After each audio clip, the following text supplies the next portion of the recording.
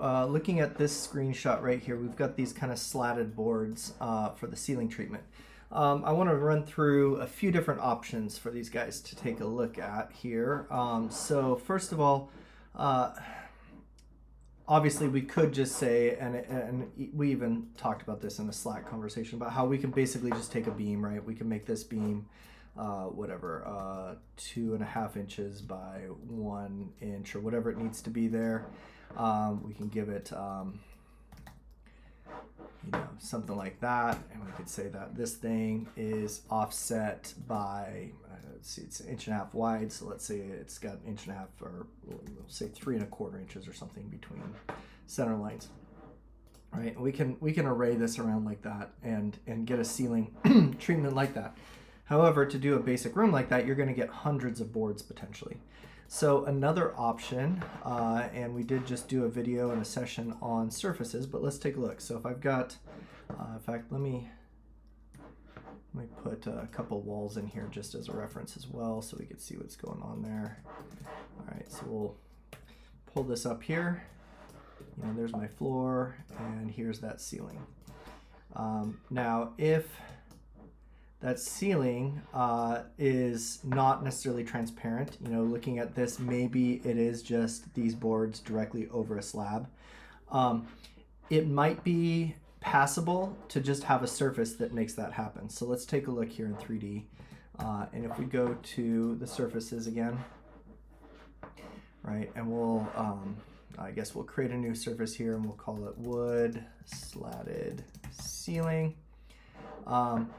Obviously we want to make a surface fill like we did before. Maybe it's like 3 inches or something, whatever it needs to be there. You might need to create the custom fill, but we're going to focus on the surface image here. So I do have a couple of surfaces that I've photoshopped ahead of time. One where it's wood and then black, and one where it's wood and then transparent. It's the same surface, just the PNG allows for that transparency to be effective in the image. Let's start with this one as an example. Wait for it to load here. We'll say okay. Set the origin. I think that this is, we'll make that 3 inches, whatever it needs to be there. And I think from our last training session we talked about this, but 85, 85, 10, and 12. And we'll bump that all the way up to black. And let's go ahead and mirror that this way. So that way we get like a repeating pattern. And in fact, we could even say it's 3 inches by 15 feet or something like that, right? So we're going to really distort that image. And then we'll override the surface. And we'll say that that's the ceiling slats right there, right?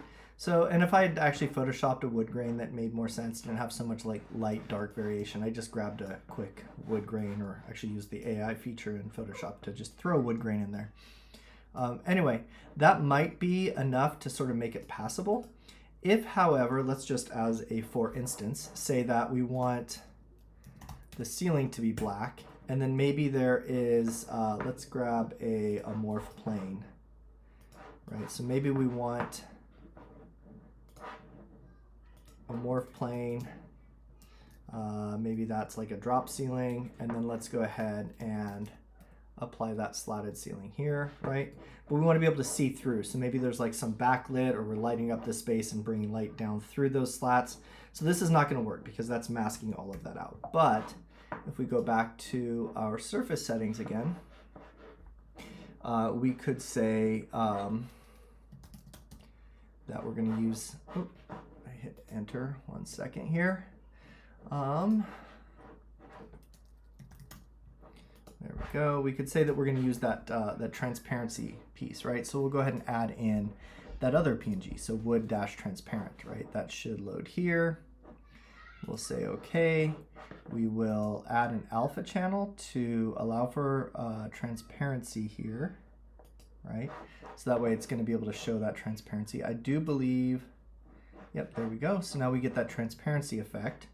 All the settings are still the same, and then we get that sort of slatted appearance with that transparency. Obviously, like the density of this might have to tighten up in order to get the size right, but again, that's all just Photoshop kind of work. 1 second here. right? So if I take this surface and we say that it's actually a little bit tighter, narrower, right? That's going to narrow that down. So the Photoshop work's going to allow that to happen. Anyway, so that is a couple of options on how to do this with surfaces. Now, if we want it to be beams and we really need to see that sort of articulation, what we could do here is go ahead and drop a beam in here. I'm going to go up to options, and actually before we do that, let's just verify what our beam width is here. So it's like 6.5 feet. We'll make a 6.5 foot repeating pattern. So we'll go into our complex profile manager. We're going to create a new profile, and we'll call it wood slat ceilings. We'll grab all of this.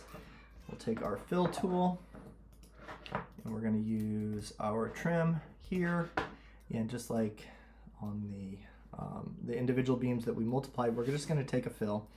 We're going to say that this is 2.5 by 1 inch. Oh, that was not right. Okay, X is 1 inch, Y is negative 2.5 inches. There we go. All right, so now if we multiply this fill, we can say this fill multiplies at 3 inches or something like that. And we'll click, and we'll go over to 6.5 feet. So it looks like 6'7" is the closest even dimension there. We'll go ahead and save that. Apply it to beams, save. Okay, let's check one more thing while we're in here. We do want to make sure that the components are finished, and we could even override the surface of these things so they're uniform. The pen of these probably needs to be a little bit lighter. The pen here, whatever it needs to be, like set that up ahead of time. Okay, and then we'll say save, close out the profile manager, and then we'll apply that profile. Now the nice thing about this is I can take this and pull it to here. Right, so that one goes to there, and the reason for that is so that I can say that this ceiling stops here. And this is where you might need to look at, maybe you need a couple of different profiles. But also the advantage to this is, give me a second here to look at this. So you know, you might need to have whatever, if you don't have like a set unit spread, like this one kind of comes to there, you got to kind of patchwork it together and figure out, you might need a few different fills to make that happen. But the nice thing about this is, let's go ahead and edit that profile. And let's say that these feel like they're a little bit too far apart. Like, what's the spacing on that? That's 2 inches in between, right? So let's go ahead and multiply this over so that it is 2.25 inch spread. And then we'll go 6.5 feet, right? And then we'll save that, and it's updated globally through the whole model, right? Where I have the beams broken up, I still have to come back. It's not necessarily foolproof. Oh, looks like I missed my snap point there. There we go. Right, so you can actually globally update these once you have the system down and in place. This, just like with the transparent fill, will allow me to then drop this below, and I can actually see up and through. And it's the advantage to this over the single plane surfaces, I get the depth, right? So it's not misleading that I'm actually seeing diagonally up through when I'm on the sides here. So it really, I guess, depends on how much detail you need in your model. You know, the depth of those slats may be critical. Maybe it just needs to be a surface pattern applied to the surface. Obviously, fewer polygons is going to be better, but if we do check, let's go to our floor plan here. All right, so if we do check our polygon count here,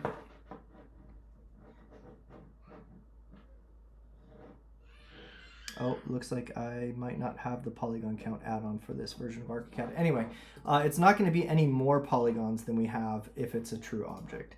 What you will see here is that you get in plan the actual symbol of that, and I don't know that there's any way to show the actual shape, right? It's going to show it as a beam. So if that pattern needs to show up in the floor plan, the surface might be the preferred way to go, right? Because the surface, if we have that slatted surface applied to the element, that could show up potentially in an RCP if we have that surface applied, right?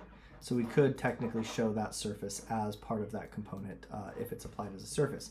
If it's a beam, I believe there might be, maybe in floor plan we could say apply a cover fill. Yeah, I guess we could do that. It looks like maybe I'd need to add, oh, there we go, parallel vertical as our line pattern. And then maybe it needs to show projected. No, outlines. Yeah, there we go. Okay. So yeah, technically you could show the beam with a pattern. It would just be a fill pattern. You're not seeing those individual slats. And again, that's sort of like, what's the level of detail we need for this model? If you need to see individual slats in plan, then they need to be modeled as individual beams. But as was suggested in the Slack discussion, having 1,000 different beams to model all of those slats across a whole room is very cumbersome, tedious to manage. This might give you options for shorthanding that, and you could certainly say, like, this beam is 6.5 inches. This one, or sorry, 6.5 feet. This one needs to be 18.5 feet. So let's go ahead and click duplicate on this wood slat 18 feet, and we'll say okay. Eliminate these. Multiply that. 18.5 feet, and save, and apply that to this one, right? So this would be the 6.5, this would be the 18, maybe you have a third profile that's whatever this width is, right? So you do have options, and it's certainly less to manage through the profile manager than as individual beams, right? So you have maybe 2 or 3 beams for a room instead of 200 or 300.